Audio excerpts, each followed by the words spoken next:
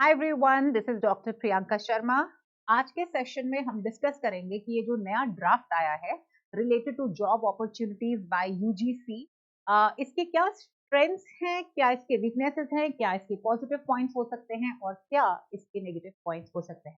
Already ये जो draft है उसको काफी ज्यादा डिस्कस किया जा रहा है अक्रॉस इंडिया, अक्रॉस यूनिवर्सिटीज, और हम भी डिस्कस करते हैं और जानने की कोशिश करते हैं कि भाई आखिर क्या पॉजिटिव है। तो देखिए, जो लेटेस्ट ड्राफ्ट आया है, the only positive, the only strong point that I see for you people is multiple job opportunity.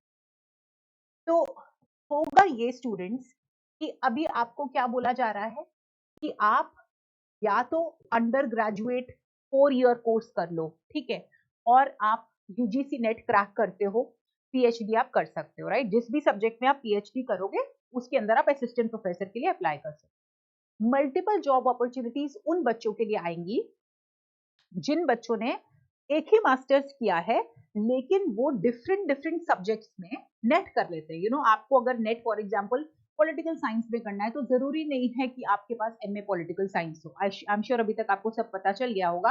अगर आपको सोशियोलॉजी में नेट क्रैक करना है तो एमए सोशियोलॉजी की जरूरत अब नहीं है। Just one masters with the required percentage और आपको सिर्फ नेट क्रैक करना है। तो आप जितने जितने सब्जेक्ट्स के अंदर नेट क्रैक करोगे आप उधर सब जगह अप्लाई कर पाओगे। फॉर एग्जाम्पल, एक बच्चा है, ठीक है, उसने नेट क्रैक कर लिया किसमें, सोशियोलॉजी में। चलिए, उसने किसमें क्रैक कर लिया, मान के चलते हैं पब्लिक एडमिनिस्ट्रेशन में। उसने कर लिया साइकोलॉजी में। अब भैया 4-4 से 6-6 महीने की कोचिंग की बात है।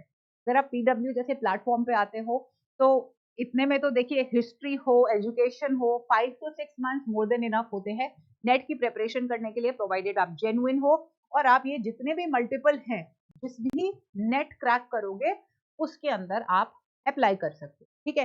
दूसरा इसके अंदर ये है कि आप पीएचडी करो 5 साल एक सब्जेक्ट के अंदर और सिर्फ आप उसी में अप्लाई करो। तो ये पॉजिटिव पॉइंट है मेरे हिसाब से।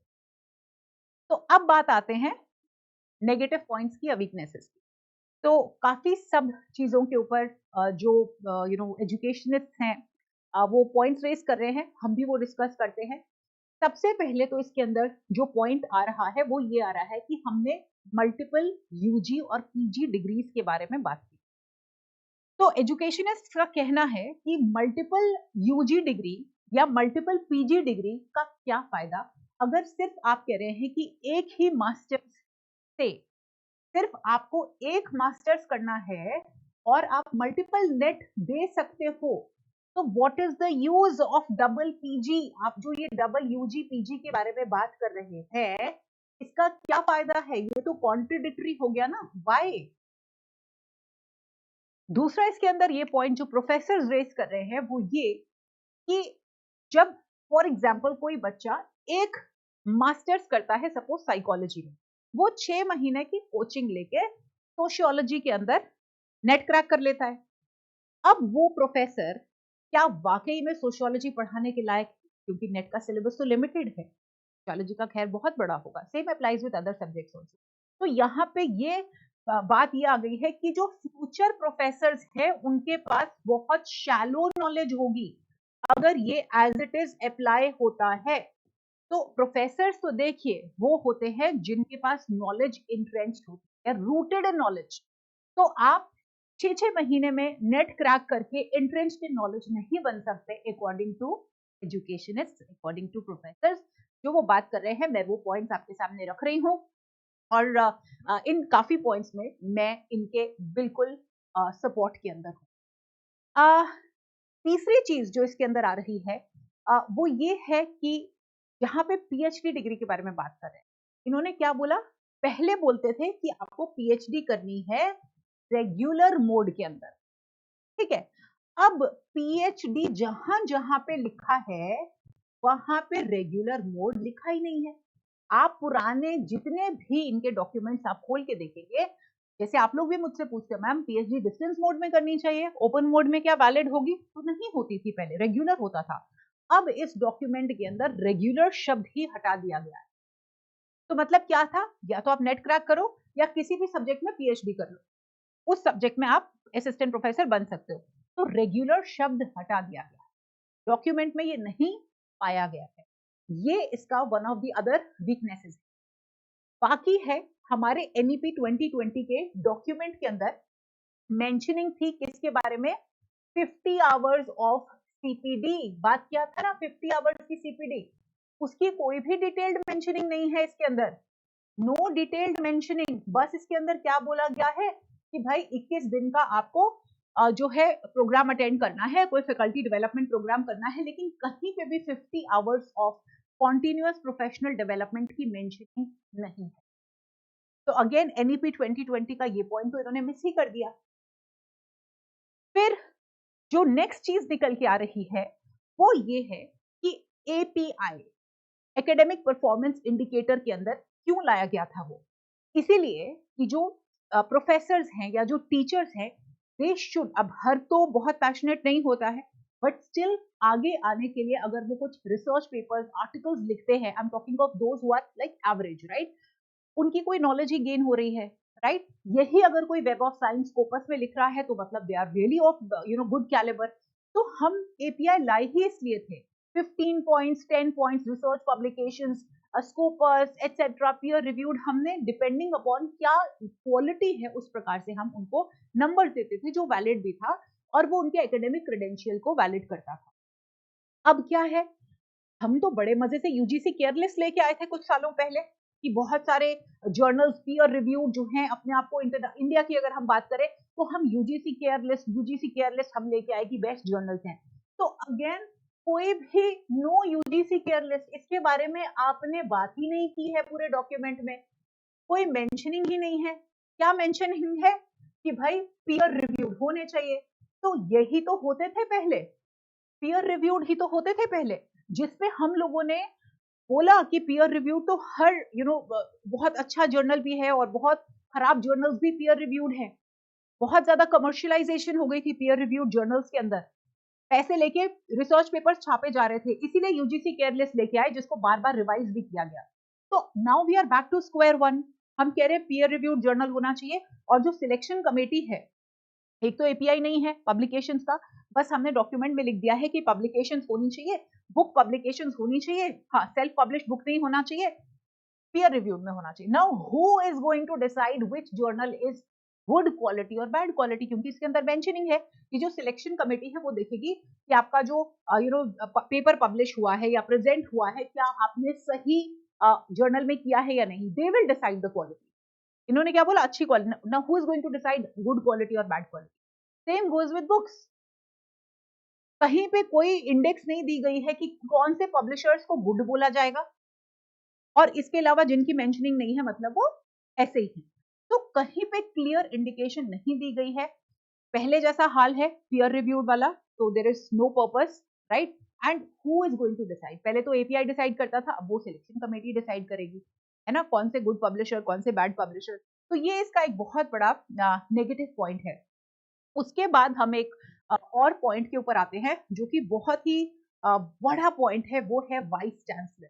अभी तो मैं आपको जो बता रही थी मेन पॉइंट्स, आपको पता है वो असिस्टेंट प्रोफेसर पे भी लागू हो रहे हैं, एसोसिएट प्रोफेसर की भी जब प्रमोशन होगी तो उसके अंदर रिसर्च पब्लिकेशन देखी जाएंगी, अच्छी है बुरी है ये सिलेक्शन कमेटी ही डिसाइड करेगी, API नहीं डिसाइड करेगा, राइट।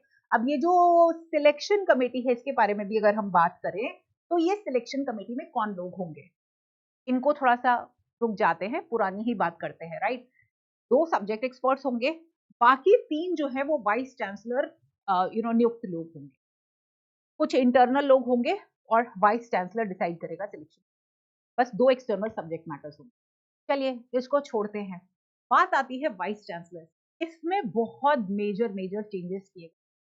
अगर मैं प्रोफेसर्स को ही कोट करूं तो उनमें से मैक्सिमम का कहना है कि इस टाइम पे काफी सारे यूनिवर्सिटीज में सेनेट इलेक्शंस नहीं, उनका कहना है इस टाइम पे बहुत सारे यूनिवर्सिटीज के अंदर वाइस चांसलर पोस्ट काफी सालों से खाली, I am quoting them, okay.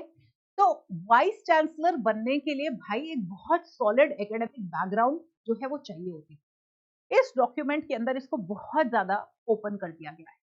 इसके अंदर बोला गया है आपके पास 10 साल का एक्सपीरियंस होना चाहिए पढ़ाने का एज अ प्रोफेसर, या फिर आप एक बहुत ही महान ब्यूरोक्रेट हो सकते हैं, या कोई भी इंडस्ट्री में आपने बहुत नाम कमाया है, तो आप इस पोस्ट के लिए अप्लाई कर सकते हैं, which is a question mark, क्योंकि वाइस चांसलर आफ्टर ऑल एक पूरी यूनिवर्सिटी का करता धरता होता है, तो जाहिर सी बात है एक एकोमोडेशन होना बहुत जरूरी है according to the professor and educationist. उनकी डिस्कशंस उनके साथ करके, उनकी सुन के ही हम ये पॉइंट बोल रहे हैं कि एकदम से इसको ओपन कर देना is a big question mark, right. तो यहाँ पे एक बहुत बड़ी बात है। और दूसरा ये कि इनकी सिलेक्शन कमेटी में पहले 5 लोग होते थे, अब वाइस चांसलर्स को सिलेक्ट करने के लिए सिर्फ 3 लोगों की कमेटी होगी। और ये बोला जा रहा है कि अगर ये ड्राफ्ट फॉलो हुआ तो सेंट्रलाइजेशन कहीं कहीं तो इसको I would not like to go political, मैं I will skip from mentioning that sentence.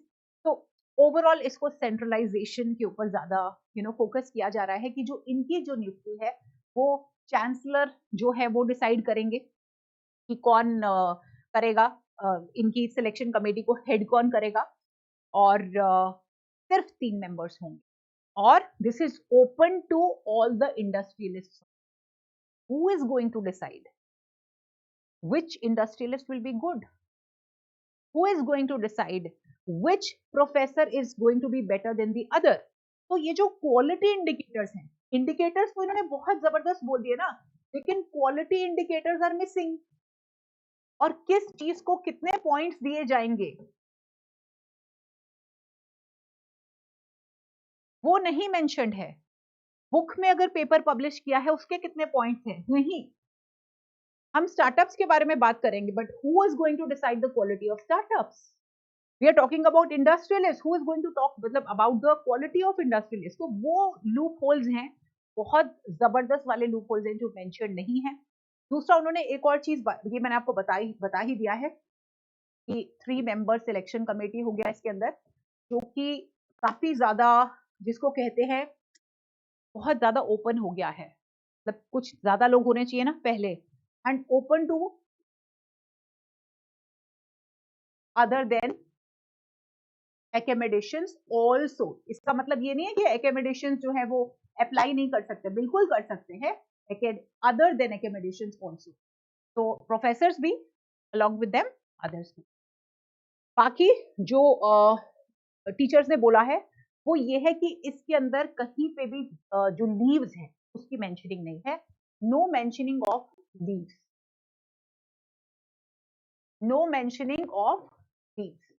तो ये एक पॉइंटर है कि इस पूरे के पूरे ड्राफ्ट में जो पहले आया था उसके अंदर लीव्स कितनी होंगी, कितनी दी जाएंगी, उसकी प्रॉपर मेंशनिंग थी, लेकिन इस ड्राफ्ट के अंदर ये मेंशन्ड नहीं। चलो इसको आप मेरे को जरूर कमेंट में बताइएगा कि आपको कैसा लगा ये सेशन, क्या पॉजिटिव नेगेटिव्स आपको कैसे लगे, आपका व्यू पॉइंट बहुत अच्छा लगेगा। लेकिन साइन ऑफ करने से पहले एक पॉजिटिव बात बता देते हैं, ठीक है? अच्छी खासी पॉजिटिव बात है, तो पॉजिटिव्स को कभी मिस नहीं करना चाहिए। तो एक पॉजिटिव पॉइंट जो उन्होंने ये बताया है वो ये है कि जो कॉन्ट्रैक्चुअल पोस्ट निकलेंगी ना असिस्टेंट प्रोफेसर्स की, एसोसिएट प्रोफेसर्स की, तो उनको जो मिनिमम पे देनी है वो बेसिक से मैच करना चाहिए, जो पहले ऐसा मेंशन नहीं था। तो this is a very very positive point जो इन्होंने बोला है कि जो मिनिमम पे आप दोगे असिस्टेंट प्रोफेसर्स या एसोसिएट प्रोफेसर्स को, मिनिमम पे ऑन कॉन्ट्रैक्चुअल बेसिस